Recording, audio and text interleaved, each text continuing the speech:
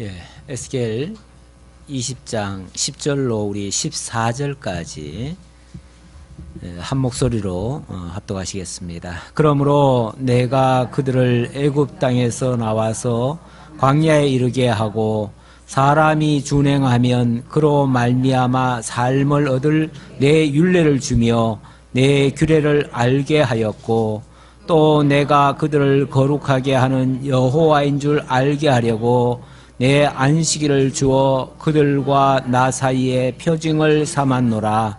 그러나 이스라엘 족속이 광야에서 내게 반역하여 사람이 준행하면 그로 말미암아 삶을 얻을 나의 율례를 준행하지 아니하며 나의 규례를 멸시하였고 나의 안식일을 크게 더럽혔으므로 내가 이르기를 내가 내 분노를 광야에서 그들에게 쏟아 멸하리라 하였으나 내가 내 이름을 위하여 달리 행하였나니 내가 그들을 인도하여 내는 것을 본 나라들 앞에서 내 이름을 더럽히지 아니하려 하였음이로다.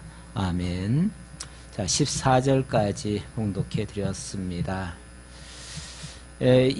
20장부터가 백성들의 범죄 상황을 다시 한번 상기시켜주는 그런 말씀이 되겠는데요. 이스라엘 백성들이 왜 그런 하나님의 진노 아래 들게 되었는가에 대한 이유를 밝히는 내용이 되겠습니다. 하나님은 그들을 엄청난 지금 어려운 가운데 던지셨죠.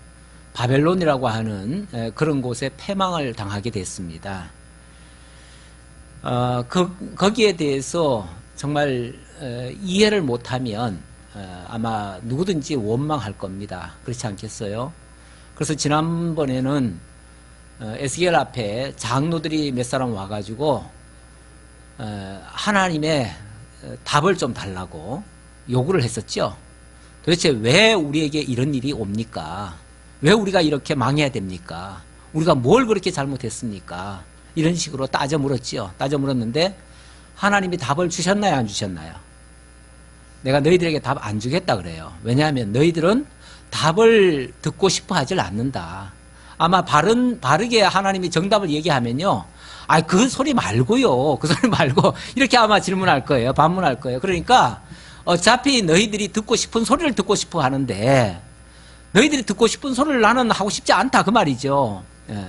오히려 너희들이 이렇게 망할 수밖에 없는 사실은 답을 주고 싶죠. 주고 싶은데 그들이 그 답을 듣기를 원치 않으니까 그러니까 하나님이 하시는 말씀이 야 그러면은 너희들 과거를 한번 돌아봐. 너희들 역사를 한번 돌이켜봐. 너희들은 지금까지 어떻게 살아왔어? 너희들 삶 속에서 제대로 살아왔나? 하고서 자기들을 한번 돌이켜보라고, 반추해보라고. 너희 자신을 알라지, 한마디로. 너 자신을 한번 알아봐. 네가 제대로 지금까지 살아왔는지 그걸 한번 확인해보라고 과거를 회상을 시키는 거예요. 확인을 시키는 거예요. 너희들 광야에 어떠했어? 애굽에 있을 때는 어떠했고 또 광야에 있을 때는 어떻게 했고 또 가나안 땅에 와서는 어떻게 했고 너희들의 왕들은 어떻게 했고 너희들 백성들은 어떻게 했고 그거 내 입으로 다 얘기 안 할게. 다 얘기 안 하고 너희들이 한번 생각해봐. 너희들이 어떻게 살아왔는지. 왜냐하면 하나님이 말씀해봤자 어차피 그 소리는 안 들으려고 할 거고 그건 자기네들이 원하는 답이 아니에요. 사람들은 뭘 질문을 하면요. 뭘 질문을 하면 진짜 그 답을 듣고 싶어서 질문하는 게 아니라 자기들이 원하는 소리를 하고 그 소리를 듣고 싶어 해요. 그 소리를 듣고 싶어 하니까 저도 정말 어찌 보면 철이 없다고 할까요? 제대로 그 성도들의 그걸 제대로 분석 못했을 때는 저는 신방을 가면 꼭 정답을 얘기를 하지요. 근데 그 소리 듣고 나면은 나중에 다 서운하다 그래요. 서운하다고. 그래가지고 심지어는 신방하고 나서 부작용도 일어났어요. 왜냐하면 신방하고 나서 교회를 안 나와. 왜 안 나오냐 그러니까 우리 목사님이 와가지고 아주 서운한 소리 하고 갔다는 거예요. 서운한 소리 하고 가니까 나는 교회 못 다니겠다는 거예요. 그래가지고 제가 신방하고 나서 교인들 몇 명 떨궜습니다. 그러니까 이 정답을 말하면 안 되는데 그만 내가 정답을 미련하게 정답을 말해버렸어요. 예, 정답을 말하지 말고 듣고 싶어 하는 소리를 다 들어주고 거기에 맞는 말만 해줬어야 되는데 그 말을 좀 잘 못했던 거죠. 예. 근데 우리 하나님은 참 지혜로우셔요. 그래가지고 질문을 하러 왔는데 질문에 답을 다 안 줘요. 안 주고 너희 자신을 한번 알아봐라 이렇게 말씀하시는 거예요. 너희들이 어떻게 살아왔는가 한번 확인해봐라. 그러면은 나한테 할 말 없을 거다 그 얘기죠. 할 말 없을 거다. 이게 정말 지혜로운 건데요. 네. 그래서 지난번에는 하나님이 이제 몇 가지 뭐 비유 가지고 얘기했었잖아요. 사자 비유, 포도나무 비유 가지고 너희들 이렇게 풍요롭게 사자처럼 왕으로 이렇게 좋게 아름답게 해줬는데 너희들은 어떻게 했었지? 라고 반문을 했었어요. 그리고 오늘 내용으로 들어가 봅시다. 오늘 내용. 10절에 보니까 지난주 20장 1절로 9절에서는 애굽에서 범죄한 상황을 얘기했었네요. 그 얘기했었고, 자, 오늘 10절로 17절에서는 광야에서 그들이 행한 것을 상기를 시켜줍니다. 이 10절 봅시다. 그러므로 내가 그들을 애굽 땅에서 나와서 광야에 이르게 하고, 자, 광야에 오르게 했대요. 광야에 이르게 했는데, 자, 광야에서 하나님이 어떻게 해주셨는가? 하나님이 해주신 것과 그들이 행한 거, 이것만 딱 비교해보면 돼요. 예. 뭐 잘했다 못했다는 둘째치고 일단 하나님은 어떻게 해주셨고 그들은 어떻게 했는가 이것만 한번 확인해보자 그 말이죠. 자, 하나님이 어떻게 해주셨냐면은 사람이 준행하면 그로 말미암아 삶을 얻을 내 율례를 주며 내 규례를 알게 하였고, 사람이 준행하면 그로 말미암아 삶을 얻을 내 율례와 규례를 줬다. 자, 하나님이 주신 게 좋은 건가요 나쁜 건가요? 좋은 거죠. 왜? 그것만 지키면 삶을 얻을 율례니까 좋은 거죠. 그리고 또 그걸 통해서 하나님과의 관계가 아주 좋아질 만한 그런 규례를 줬으니까 너무너무 좋은 거죠.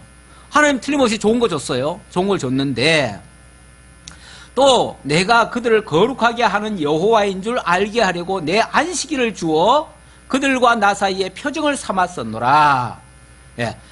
하나님은 거룩하신 분이십니다. 거룩하신 분이신데 우리도 거룩하게 하시려고, 그래서 내가 거룩하니 너희도 거룩하라. 자, 그럼 거룩이 뭔데요? 거룩이란 이런 거야 하고서 하나님이 안식일이라는 걸 줬어요. 안식일이라고 하는 거는 이방인들에게는 없는 제도예요. 전혀 없어요. 일주일에 한 번씩은 또박또박 쉬게 하는 거예요. 얼마나 좋은 거예요. 그렇죠? 좋죠? 이방인들은 하루도 그냥 안 쉬고 맨날 애굽 땅에서만 해도 하루도 안 쉬고 종로로 됐잖아요. 그런 자들에게 야, 오늘은 안식일이야. 그리고 하루를 딱 정해가지고 오늘 아무것도 하지 마. 아무것도 안 해도 괜찮아. 오늘은 그냥 푹 쉬어. 그리고 푹 쉬는 동안에 하나님이 어떻게 해주셨는가 그것만 생각하라는 거예요. 그리고 그날을 줬어요. 자, 이것이 하나님이 거룩하게 하는 여호와이신 줄 알게 하기 위한 방법이래요. 원래 거룩이라고 하는 단어는 다른 말로는 구별이라는 단어가 같아요. 거룩하고 구별하고 뭐 이런 거예요. 그러니까 우리는 거룩 그러면은 왜 사람들이 저 사람 참 거룩해 그러면은 굉장히 아주 뭐라고 할까요? 벌써 흘러 넘치는 품격 같은 게 아주 뭐 딴 사람보다 월등히 더 우월하고 이런 걸 보통 거룩이라고 생각을 해요. 그래서 옛날에는 거룩하게 보여야 된다고 우리 목사님들이 성경책을 항상 이렇게 앉지요. 가슴에 탁 이렇게 앉고 그리고 아주 앞을 탁 보고 아주 점잖게 이렇게 말도 아주 뭐라고 할까요? 점잖게 이렇게 거룩해. 벌써 말 속에서 저분은 참 거룩해. 저처럼 이렇게 촐랑맞질 않지요. 말이 말이 촐랑맞질 않아요. 굉장히 엄숙하다고 해야 되나 뭐 자관 그렇게 이렇게 표현이 상당히 좀 경건해 보이고 거룩해 보이고 이렇게 보여야 되는데 저는 뭐 맨날 잠바떼기 입고 돌아다니니까 사람들이 날 목사로 잘 안 봐요. 저 밖에서도 보면은 목사님 뭐 오늘도 뭐 일하시나 뭐 하시나 뭐 이렇게 생각할 정도로 저는 그냥 터덜터덜해요. 그냥 그렇게 그냥 다니는데 그런 기준에서 말하면 저는 거룩하질 않아요. 저는 거룩한 사람은 못 돼요. 거룩한 사람은 못 되는데 그러나 성경 기준으로 말하면, 성경이 말하는 거룩이라는 의미에 비춰보면 또 거룩할 수도 있어요. 왜냐하면 성경에서 말하는 거룩은요, 어찌 보면 다른 거예요. 세상 사람들이 알고 있는 그런 상식과는 좀 차원이 다른 거예요. 뭔가 구별된 거예요. 뭔가 평이하지 않은 거예요. 좀 특이해 보이는 거예요. 그런 게 거룩인 거예요. 그러다 보니까 나를 지켜도 딴 사람들은 다 놀러 가는 날 안 가요. 제가 저는 어디 가서 누가 뭐 이렇게 뭐 같이 먹자 그러면은 딴 사람들이 뭐 이것저것 다 시키죠. 그런데 대부분 보면 같은 걸 시켜요. 같은 걸 시키는데 저는 특이한 걸 하나 시켜요. 아, 그러면 목사님은 왜 혼자 이렇게 특이한 걸 시키냐고 그래요? 아, 그냥 저는 제 개성껏 제가 좋아하는 거 시킨다고. 그게 뭐 싸든 비싸든 떠나서 그냥 내가 좋아하는 거 그냥 시키죠. 어차피 시킬 건데 내가 원하는 거 시키죠. 그러면서 저 혼자 시키다 보면은 어느 분이 그러시더라고요. 참 목사님 용감하다고. 어떻게 딴 사람들 다 먹는 거 평이한 걸 그냥 먹지 않고 혼자 특별한 걸 먹냐고. 나는 뭐 그게 꼭 거룩은 아니지만 거룩은 아니지만 내가 옳다고 여기는 것을 그렇게 가는 것도 거룩한 속성 중에 하나다, 이렇게는 생각을 합니다. 그래서 저는 내가 옳다고 하는 거는 그렇게 쉽게 잘 이렇게 타협은 잘 안 하는 편이에요. 그래서 그걸 약간 하다 보면은 때로는 그게 고집스럽다, 이렇게 또 들려질 수도 있어요. 보일 수도 있어요. 어쨌든 거룩이라는 표현, 하나님은 하나님이 거룩하신 분이고 우리가 또 거룩한 자임을 알게 하려고 평소에 다른 사람들이 살고 있는 방식과는 전혀 다른 방식으로 살게 하시는 거예요. 그게 바로 첫 번째가 안식일 모습이에요. 안식일만 해도 다른 사람들 다 일하는데 혼자 일 안 하잖아요. 왜 안 해요? 너는 거룩한 백성이야. 그러니까 너는 하나님의 뜻대로 하는 거야. 하나님이 제7일 안식일 날 쉬셨어. 그러니까 너도 쉬어. 하나님처럼. 이렇게 하는 거죠.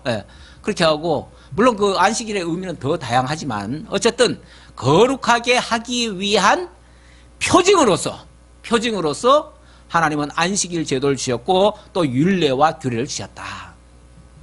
율례와 규례, 안식일 이런 거는 세상에 없는 것들이에요. 세상에 없는 것들인데 하나님이 그걸 만들어 주셨어요. 그러면서 그걸로 뭘 삼는다고요?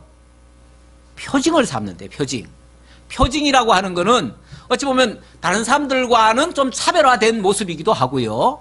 또 하나님과 인간 사이에 분명한 경계선이기도 해요. 그게 우리 하나님이 최초에 인간들을 지어놓으시고 마음사 만물 다 지어놨죠. 지어놓고 제7일째 되는 날 오늘을 안식일로 딱 선을 했어요. 그래서 안식일을 지키라고 했고 또 하나 주신 게 뭐냐면 에덴 동산에 네 마음대로 살아라 해놓고는 거기에 선악을 알게 하는 나무를 딱 두 그루를 두셨죠. 두시고 요거는 건드리지 말아라. 다른 거는 네가 다 마음대로 할 수 있는데 이 선악을 알게 하는 나무 요것만큼은 네가 건드리지 말아라. 요건 이 열매도 따먹지 말아라. 그렇게 했어요. 그게 유일한 하나님이 주신 표징이에요. 표징. 어찌 보면 그건 하나님만 할 수 있는 부분이에요. 하나님만 할 수 있고 인간은 해서는 안 되는 부분을 딱 경계를 하나 세워놓은 거예요. 경계를 세워놓고 요 경계를 넘지 말아라. 만약에 그 경계마저도 없으면 뭐가 되죠? 하나님과 인간 사이에 경계선이 없으니까 넘나드는 거죠. 인간이 하나님 자리에 올라가기도 하고 하나님처럼 행동하기도 하지요.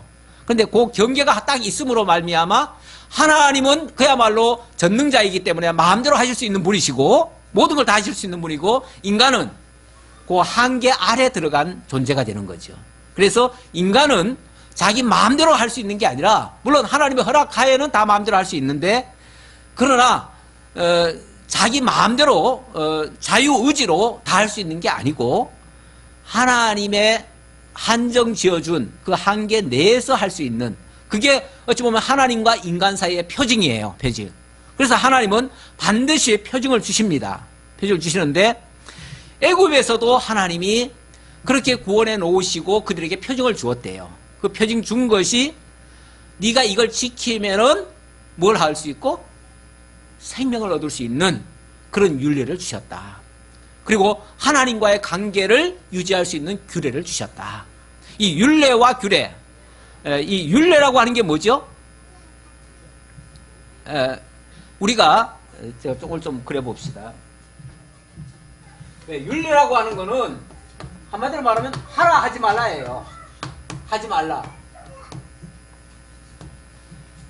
에덴 동산에서도 하나님이 선악을 알게 하는 나무를 주셨다고 그랬죠. 그러면서 요것만은 먹지 말아라.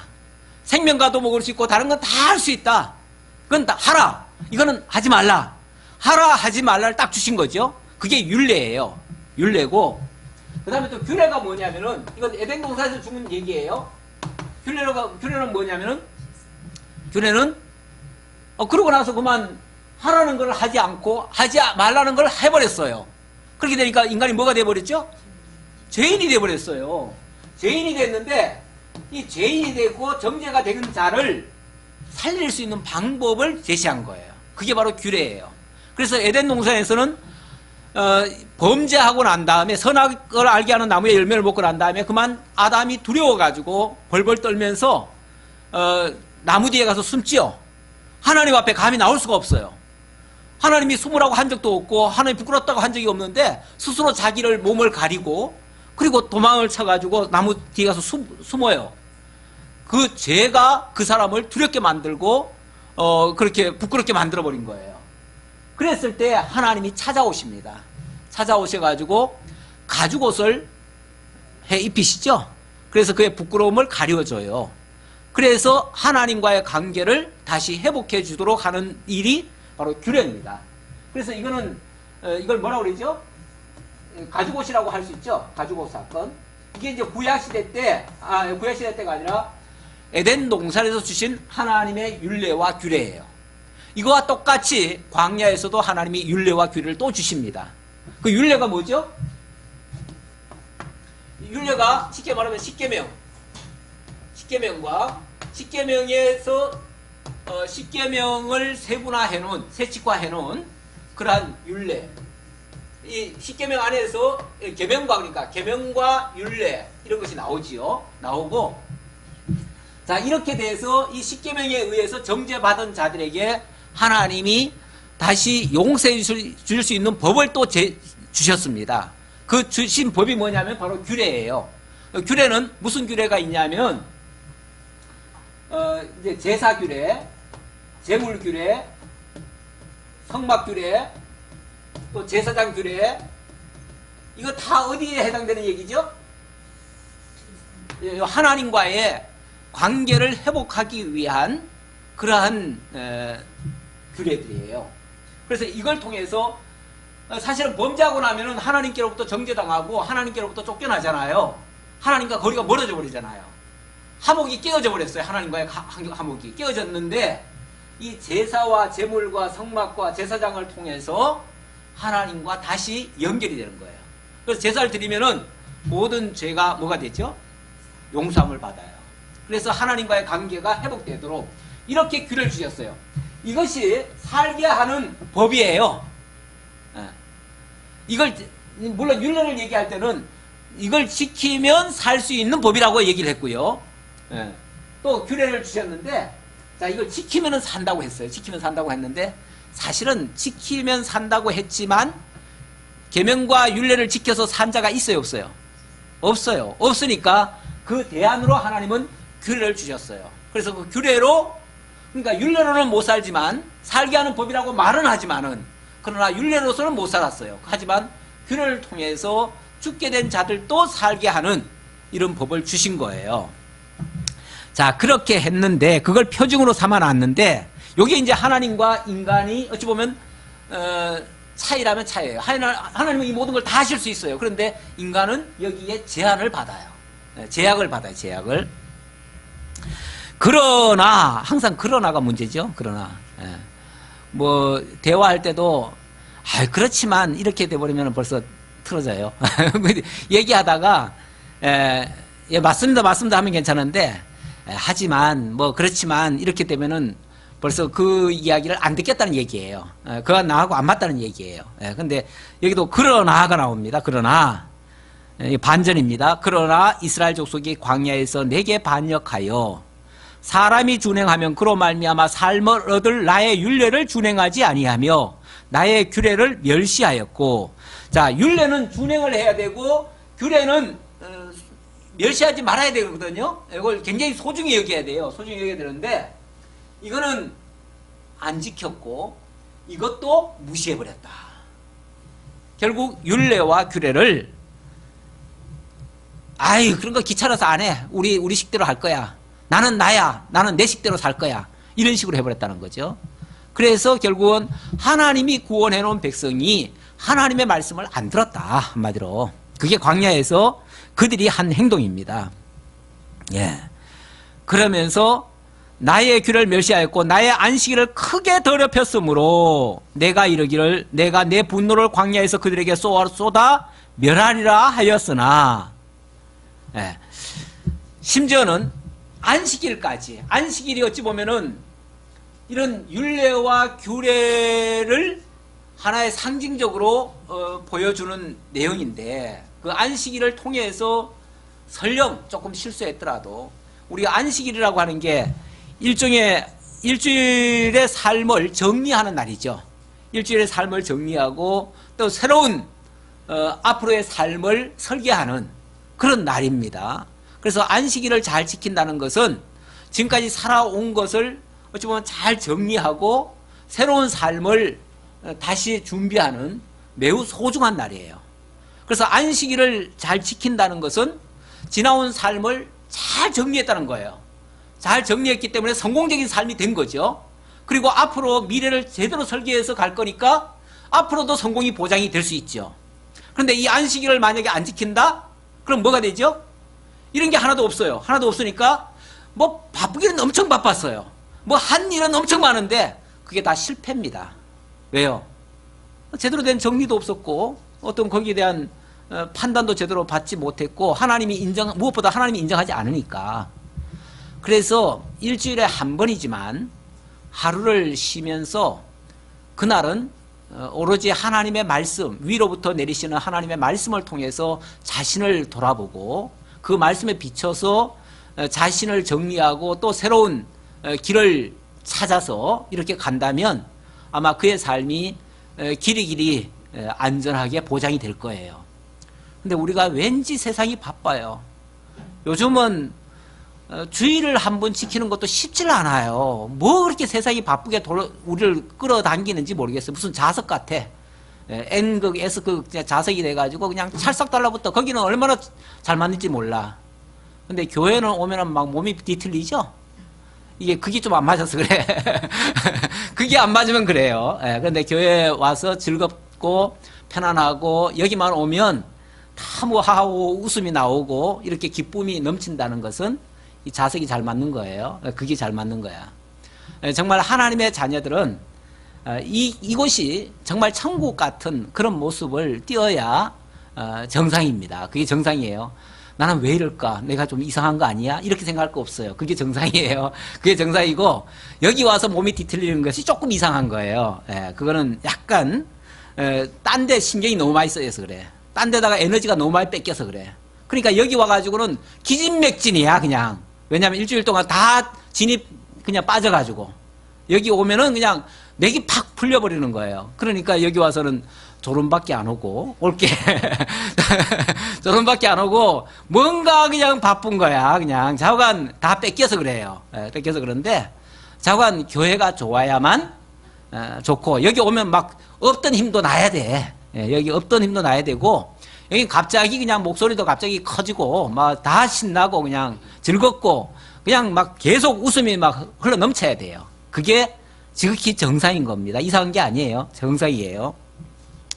자, 그런데 이들은 이스라엘 백성들은 나의 안식일을 크게 더럽혔다. 나의 안식일을 크게 더럽혔다. 그 안식일을 정말 소중하게 가치 있게 하나님과 동행하며 이렇게 살질 않았었다. 그 말이죠. 아니 이스라엘 백성들 뭐 그렇게 바쁜 게 있습니까? 하늘에서 맨날 내려주는 양식 먹고 사는 사람들이 뭐 그렇게 바쁜 게 많아? 안식일 범할 이유가 뭐 있어요? 그렇잖아요? 하나님이 뭐 조건을 안 해줬나? 다 해줬잖아요. 맨날 밖에 나가기만 하면 뭐가 나와요? 만나가 나오고. 뭐 토요일 날 같은 데는 아니 안식일 전날 같은 경우는요. 그 다음날 거 걱정할 필요가 없었어. 왜냐면 가면은 그날은 똑같이 거두는데도 이틀이 거둬져 버려요. 희한하게 그 다음날은 썩지도 않아. 그런데 괜히 욕심내가지고 조금 더 거두면은 그거는 그 다음날 먹으려고 보면 다 썩어버려요. 얼마나 하나님이 표징을 잘 보여주셨어요? 이건 내가 너희들에게 주는 거야. 내가 다스리고 있는 거야. 너희들의 삶이 아니야. 이건 내가 너에게 주는 삶이야. 라고 하나님이 표징으로 다 보여준 거예요. 그런데도 그 안식일을 멸시해버렸다. 무시해버렸다. 다 지나쳐버렸다. 그건 딴 데다 마음이 있어서 그래. 딴 데다 마음이 있으면 그래요. 우리도 세상에 너무 바쁘면요. 정말 교회가 그만큼 소홀해질 수밖에 없습니다. 뭐 다른 이유 될 거 없어요. 다 그만큼 내가 딴 데다가 마음이 많이 뺏겼었다는 얘기일 수도 있어요. 그래서 하나님이 어떻게 했는가? 내가 내 분노를 광야에서 그들에게 쏟아 멸하리라.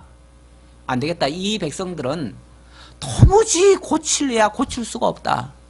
그래서 어떻게 해야 되겠다? 여기 광야가 얼마나 좋은 곳이에요. 광야는 바람만 휙 불어버리면요 한꺼번에 모래가 확 덮여가지고 다 무덤이 돼버려요. 무덤 따로 쓸 것도 없어요. 우리 가끔 보면은 광야에 그 사막지대 보면요 바람이 세게 불면은요 막 산이 없던 산이 하나씩 생겨요. 그렇죠? 그러면 하나님이 간단하게 다 쓸어버릴 수도 있어요. 오죽하면 가끔 백성들이 불만이 있으면은 하나님이 우리를 다 쓸어서 이 광야에다 묻으시려고 여기까지 데려왔느냐고 이렇게 투정하지요. 맞아요. 여차하면 그럴 수도 있어요. 하나님이 여차하면 그랬을 수도 있는데 그렇게 말씀은 하셨지만 그렇게 했나요, 안 했나요? 물론 시범 삼아 몇 분은 하셨어. 몇 분은 그것도 시범 케이스로 몇 사람 뽑아가지고 그래서 한 번은 그냥 땅이 쫙 갈라져 가지고 그 고라당들 그건 막 노골적으로 그 배반하고 막 대적한 자들이 있어요. 아주 특징적인 사람들. 그런 사람들은 일부러 하나님의 본보기로 그렇게 몇 번 한 적은 있어요. 그렇지만은 전체적으로 다 멸하신 적은 없어요. 한 번은 왜 완전히 막 하나님이 도저히 못 참고 그래가지고 내가 이 백성들 다 쓸어버리겠다. 모세야 안 되겠다. 내가 이 백성들 다 쓸어버리고 내가 너로 말미암아 새로운 민족을 내가 만들어주겠다. 하나님이 원하시면요. 하나님이 하시면은 한순간에 이 많은 백성들만큼 모세 자손들도 만들어줄 수 있어요. 그렇게 할 수 있어요. 하나님 못하시는 게 아니에요. 그래서 모세 보고 그렇게 제안을 합니다. 야 모세야 이 백성들은 도저히 고쳐도 안 될 백성이니까 내가 다 쓸어버리고 내가 너로 하여금 새로운 민족을 만들어주마 라고 제안을 했어요. 그때 모세가 뭐라고 합니까? 하나님이요. 하나님이 우리한테 어떻게 약속을 하셨는데 여기서 만약에 다 멸하시면은 얼마나 저 이방의 사람들이 하나님을 무시하고 우습게 알겠습니까? 그러면 하나님은 약속대로 이루신다고 하시는 그 여호와라는 말씀이 뭐가 됩니까? 그러니까 하나님의 이름을 위해서도 그러시면 안 됩니다. 만약에 하나님 그러시려면은 차라리 저부터 먼저 죽여주세요. 저부터. 만약에 하나님 그런 계획이 있으시다면 이 백성들 죽이기 전에 저부터 먼저 죽이십시오. 저도 이 백성들 없는 삶은 나 안 살겠습니다. 나도 이 백성들과 함께 죽고 함께 살겠습니다. 그러니까 이 백성들을 나를 살리시려면 이 백성들도 다 살리시고 아니면 이 백성들 다 죽이시려면 나부터 먼저 죽여주십시오. 이렇게 기도하죠. 그게 진짜 중보 기도입니다. 모세의 이런 중보 기도에 하나님이 알았다. 내가 너의 마음을 한번 확인해 본 거다. 이런 식으로 말씀하시면서 결국은 그 백성들을 용서해 주시죠. 용서해 주시면서 주시는 내용이 바로 규례입니다. 규례. 그래서 이 너희들에게 내가 살 길을 열어주겠다. 그래서 십계명 주신 다음에 그들이 다 범죄했는데 그들에게 살 길을 열어주면서 이런 규례 제도를 주신 거예요. 그래서 하나님이 다시 살 길을 주시고 멸하리라 하였으나 그렇게 안 했다. 그 말이에요. 그러면서 14절에 내가 내 이름을 위하여 달리 행하였었나니 내 이름을 위하여 하나님 자기 이름이 뭔데요? 여호와. 여호와는 무슨 뜻인데요? 약속대로 이루시는 분. 그래서 하나님은 말씀하신 그대로 이루셔야 되기 때문에 이 백성들을 약속의 땅 가나안으로 인도하시기로 말씀하셨으면 그대로 하셔야 돼요. 그거 중간에 당신 마음에 안 든다고 그냥 내팽개 쳐버리시면은 하나님 이름이 완전히 먹칠을 하는 거죠. 그래서 내가 그들의 행위로 봐서는 10번도 더 진멸하고 싶지만, 그러나 내 이름을 위하여 내가 그들을 용서했고 여기까지 끌고 왔다, 그 말이죠. 네. 그러면서 그들이 진멸하지 아니한 하나님의 의도를 이렇게 밝힙니다. 그러면서 내가 내 이름을 위하여 달리 행하였나니 내가 그들을 인도하여 내는 것을 본 나라들 앞에서 내 이름을 더럽히지 아니하려 하였음이로다. 만약에 그렇게 다 멸해버리면은 저 딴 나라들이, 아니면 저 애굽에서 데리고 나갔잖아요. 하나님이 애굽에서 데리고 나가놓고 애굽 사람들이 가만히 보니까 하나님이 데리고 나가가지고 광야에서 다 끌어묻어 버렸어요. 그러면은 그 애굽 사람들이 얼마나 무시하겠어요. 야, 그들 뭐 하나님 믿더니만 하나님이 다 쓸어버렸네? 그들 하나님도 별거 아니네? 그들 백성들도 별거 아니네? 이럴 거 아니에요. 이런 조롱 안 받으시려고 하나님이 그 본 나라 백성들에게 그런 욕 안 들으시려고 하나님이 자기 이름을 위하여 그들을 용서하셨다라고 용서하신 이유를 밝힙니다. 또 내가 내 손을 들어 광야에서 그들에게 맹세하기를. 자, 그리고 또 하나님이 하신 말씀이 있어요. 무슨 말씀을 하셨냐면 내가 내 손을 들어 광야에서 그들에게 맹세하기를. 하나님은 무슨 말씀하실 적마다 꼭 맹세를 하셔요. 맹세하신다는 의미는 뭘까요? 안 바꾸시겠다는 거죠. 자기 이름을 걸고 맹세를 해요. 우리가 보통 맹세할 때는요, 그냥 빈말로 맹세하는 게 아니고 뭔가를 걸고 맹세하거든요. 근데 하나님은 맹세하실 적마다 꼭 자기 이름을 걸고 맹세를 하셔요. 그러니까 만약의 경우 그 맹세를 안 지키게 되면 하나님은 더 이상 여호와가 안 되는 거예요. 그러니까 하나님이 자기 이름을 걸었다는 것은 그만큼 반드시 지킨다고 하는 그 강조를 하시는 말씀이죠. 예.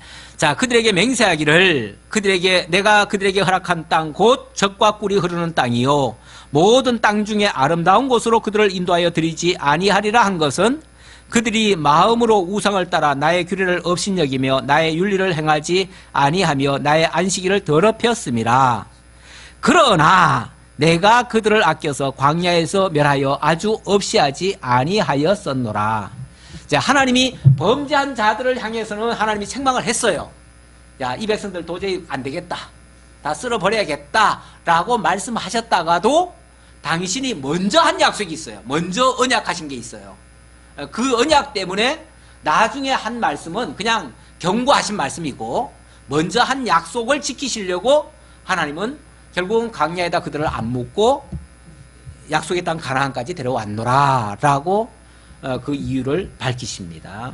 자, 그 다음 내가 광야에서 그들의 자손에게 이르기를 너희 조상들의 율례를 따르지 말며 그 규례를 지키지 말며 그 조상들로 말미암아 스스로 더럽히지 말라. 여기 나오는 율례와 규례는요, 조상들의 율례와 규례를 얘기하는 거예요. 그러니까 이거는 옛날에 이스라엘 백성들이 전통적으로 지키고 살아왔던 그 전통 양식 있잖아요. 자, 그 전통 양식을 더 이상 너희들은 따르지 말아라. 왜냐하면 내가 너희를 거룩한 백성 만들었고 이제 여호와의 백성으로 새로 만들었으니까 이제부터는 내 계명을 지켜라, 내 율례를 지켜라 라고 하나님이 하셨다는 거예요. 자, 그렇게 말을 했다는 거죠. 나는 여호와 너희 하나님이라. 너희는 나의 율례를 따르며 나의 규례를 지켜 행하고 또 나의 안식일을 거룩하게 할지어다. 이것이 나와 너희 사이의 표징이 되어 내가 여호와 너희 하나님인 줄을 너희가 알게 하리라 하였노라. 자, 그러면서 너희들이 지금까지 지켜오던 그 전통 양식, 정통 그 방법대로 살아오던 그걸 다 떨쳐버리고 이제는 하나님이 새로 광야에서 주신 그 율례, 그 규례, 이거는 세상 사람들이 지금까지 해오던 방식은 아니에요. 전혀 다른 거예요. 전혀 다른 건데 어쨌든 그걸 지키라고 하였다는 거죠. 예, 했는데 그게 이제 나와 너희 사이에 이게 표징이다. 다시 말하면 하나님과 그의 말씀을 듣는, 그러니까 하나님은 전능자시고요, 절대 주권자시고요, 인간은 상대적인 자예요. 상대적인 자. 그러니까 하나님이 권한을 주시면은 살고 그렇지 않으면은 하지 말아야 되는, 그래서 절대적으로 하나님의 말씀 앞에 순종해야만 되는 그런 존재예요. 그래서 인간에게 너무 자유의지가 있다고 말하면 그거는 조금 오바예요. 왜냐하면 인간은 절대적 자유의지는 없어요. 하나님이 주신 그 권한 속에서 상대적 자유의지는 있어요. 그걸 고상한 표현으로 뭐라고 그랬냐면 철학자들은 종교 지도자들은 뭐라고 얘기했냐면 어항 속의 금붕어와 같다 그랬어요. 인간의 자유의지는 하나님이 보실 때 그 큰 넓은 세계 속에서는 마치 어항 속에 있는 금붕어와 같다. 금붕어는 어항 속에서는 마음껏 뛰놉니다. 하고 싶은 일 다 해요. 그런데 어항 밖으로 나갈 수 있어요, 없어요? 못 나가요. 그거는 하나님의 울타리 밖을 벗어날 수가 없다 그 얘기예요. 우리 인간은 이 한계를 사실은 인식을 해야 됩니다. 그래야 우리가 하나님 앞에 순종을 하지. 그거 인식을 못하면요, 자기 마음대로 살려고 발버둥 치고, 그리고 세상 밖으로도 자기 마음대로 개척해서 얼마든지 세상을 정복하고 다 다스릴 수, 그럴 수 있는 것처럼 착각을 해요. 거기서 큰 오산이 발생되지요. 예. 자, 이게 하나님이 주신 하나님과 인간 사이의 표징이다라고 얘기를 했고요. 그걸 통해서 나는 여호와 너희의 하나님인 줄을 너희가 알게 될 것이다. 그게 이제 하나님과 인간의 차이점이니까 그런 일을 통해서 우리가 하나님 안에 있는 자이고 우리는 한계가 있는 자들이다라는 것을 알게 될 것이다. 그리고 하나님만이 전능자라는 걸 알게 될 것이다. 그러나 그들의 자손이 내게 반역하여 사람이 지켜 행하면 그로 말미암아 삶을 얻을 나의 율례를 따르지 아니하며 나의 규례를 지켜 행하지 아니하였고 나의 안식일을 더럽힌지라. 이에 내가 이르기를 내가 광야에서 그들에게 내 분노를 쏟으며 그들에게 내 진노를 이루리라 하였으나, 아까도 같은 말인데 또 한 번 강조를 하네요. 내가 내 이름을 위하여 내 손을 막아 달리 행하였나니 내가 그들을 인도하여 내는 것을 본 여러 나라 앞에서 내 이름을 더럽히지 아니하려 하였음이로라. 또 내가 내 손을 들어 광야에서 그들에게 맹세하기를 내가 그들을 이방인 중에 흩으며 여러 민족 가운데 해치리라 하였나니. 자, 그래서 아까와 다른 부분은 바로 이 부분이네요. 23절에 자, 이것이 자, 한 번 경고를 하고 또 범죄를 했어요. 또 용서해 줬어요. 그런데 또 해요. 그러니까 하나님이 어떻게 했다고 이번에는? 자, 좋다. 내가 이 광야에서 다 쓸어버리지는 않지만, 그렇죠? 아까 쓸어버리지 않는다고 했으니까 광야에서는 못 쓸어버리죠? 하지만 이 다음에 너희들이 약속의 땅에 들어갔을 때 또 이런 일이 또 발생하면 그때는 내가 너희들을 저 먼 나라로 다 이방으로 열방으로 다 흩어버리겠다 라고 하셨다는 거죠. 요거는 하나님이 좀 다른 방식으로 그들을 징계하시겠다는 얘기예요. 징계하시겠다. 그래서 이방인 중에 흩으며 여러 민족 가운데 해치리라 하였나니 이는 그들이 나의 규례를 행하지 아니하며 나의 율례를 멸시하여 내 안식일을 더럽히고 눈으로 그들의 조상들의 우상을 사모하며 또 내가 그들에게 선하지 못한 율례와 능히 지키지 못한 규례를 주었고. 자, 우선 거기까지 읽고요. 자, 왜 하나님이 이방인에게까지 흩어버리겠다고 말씀하셨냐 하면 이런 그들이 나의 규례를 행하지 아니하며 나의 율례를 멸시하여 내 안식일을 더럽히고 눈으로 그들의 조상들의 우상을 사모했다. 아까와는 조금 다른 얘기를 또 하시죠. 자, 그들이 지금 율례를 어겼어요. 그리고 규례를 멸시했어요. 그리고 안식일을 완전히 무시해버렸어요. 왜 그랬는가? 그들 속에 뭐가 있었다고요? 조상들의 우상을 사모했대요. 조상들의 우상은 뭘까요? 옛날 애굽에서 종살이 하면서 자기 조상 전통 대대로 내려오던 습관과 그 모든 자기네들이 좋다고 생각했던 그런 것들이겠죠. 아예 그거는 어찌 보면 그들의 몸속에 DNA가 들어가 있어요. 그래서 이게 안 바뀌어요. 이게 안 바뀌어. 어느 분이 그러더라고요. 나는 아버지한테 더러운 DNA만 물려받아가지고 그래가지고 이 뭐 머리도 못 깨지고 뭐도 뭐 어쩌고 그러는데 자기 안 좋은 부분은 전부 다 더러운 유전자래요. 뭐 그럴 수도 있긴 있겠죠. 일부분은 맞을 수도 있겠죠. 그러나 부모한테 그 탓을 하는 거는 아주 배은망덕한 놈이죠. 그러면 안 되는 거죠. 그러면 안 되는 건데 어쨌든 뭐 말은 그럴 수도 있겠어요. 그런데 잠깐 이스라엘 백성들이 그렇게 범죄하고 그렇게 자꾸 하나님이 하지 말라는 일만 골라서 하는 이유는 뭐냐면 그들 속에 아예 DNA처럼 그런 게 물려받았어요. 그 역사와 전통, 오랜 무고한 역사 속에서 완전히 길들여진 그런 DNA가 그 속에 있는 거예요. 그걸 뭐라 그러냐면 본성이라고 그러죠. 인간에게는 악한 본성이 사실 있어요. 이게 완전히 길들여져. 이거는 따로 안 배워도 돼. 안 배워도 다 할 수 있는 거야. 이거는 모든 사람이 다 할 수 있어요. 욕심내고요, 남의 거 부러워하고요, 시기하고 질투하고 이런 것들은요 따로 안 배워도 다 해요. 애기들도 다 해요. 애기들도 태어나면서 막 얼마나 욕심을 부리는지 몰라요. 다 짓거래. 지가 건드리면 혼나. 아무도 못 건드려 그냥. 다 이런 식이에요. 자, 이거는 이렇게 지금 그들이 역사와 전통을 지키느라고 결국은 하나님의 그걸 싫어했다는 거죠. 사람들이 몸에 익숙한 거는 쉽고요. 그건 저절로 나오고요. 좀 다른 거, 하나님이 지금 시키신 것은 어떻게 보면 좀 다른 거잖아요. 그게 이제 구별이라는 거고, 그게 거룩의 모습인데, 그 거룩이라는 게 귀찮지요. 내가 안 하던 일을 해야 되니까 싫지요. 아니, 놀러 가고 싶은데, 아니면 집에서 들어누워 자고 싶은데, 교회 가자고 하니까 싫지요.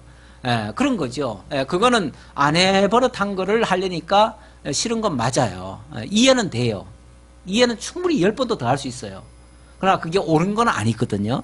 그러니까 동의는 못 하겠어요.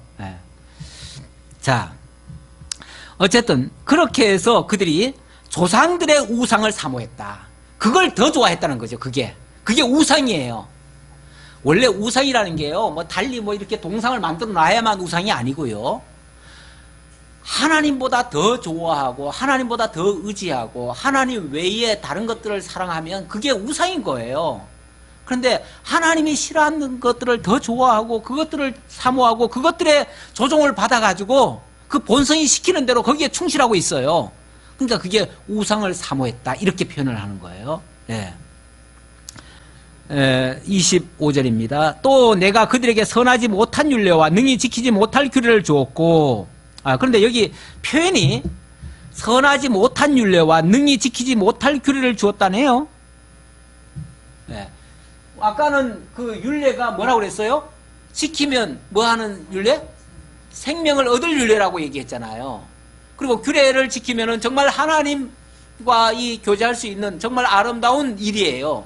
근데 그거를 여기서는 뭐라고 표현했냐면은 선하지 못한 율례와 능히 지키지 못할 규례를 주었대요. 이거는 그들이 생각할 때 선하지 않았다 그 말이죠. 그들이 생각할 때 하나님이 좋다고 여기는 걸 백성들이 싫어했다, 그런 얘기예요. 싫어했다.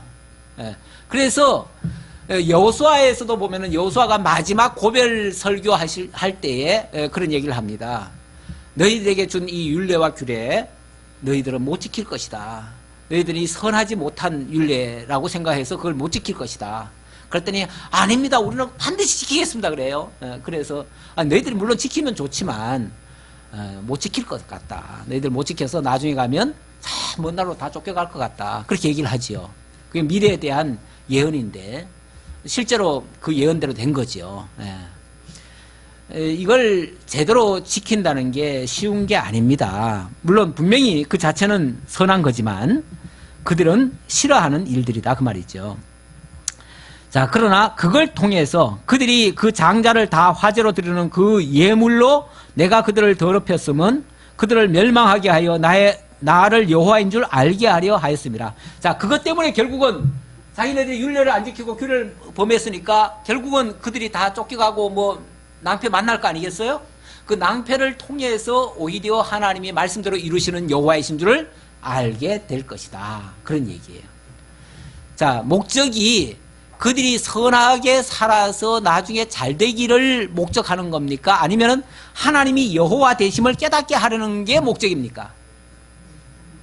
지금 후자예요. 후자. 그러니까 성경의 말씀은요, 우리 모든 인간이 전부 다 똑바로 하나님 말씀대로 살아가지고 전부 다 구원받고 전부 다 복을 누리며 살게 하려는데 목적이 있는 게 아니고요.